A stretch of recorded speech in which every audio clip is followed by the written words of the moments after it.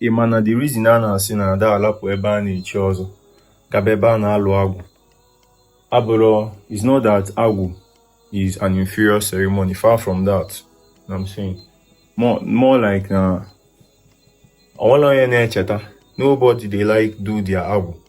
Onye na like inye mmụọ ife dị elu mmụọ kwanyelu mmụọ ogwu dị elu mmụọ until fa abanan leka. Imago.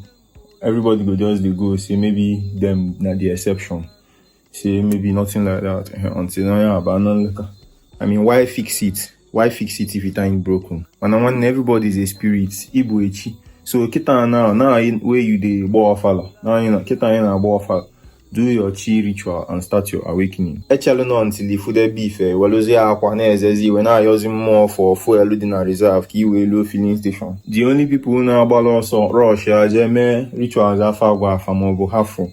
Bonde mazina more na chufu so otherwise they don't as you know they me included, otherwise we won't do a ritual until another one night. Ndị nke achụsịa gị ọsọ ịla akwụkwọ ụlọ ọzọ that same night ndị nke a na-achụkwa gị ọsọ. By that time ndị mmiri ajụ everywhere a na-achọzi alụsị IM emotional blackmail.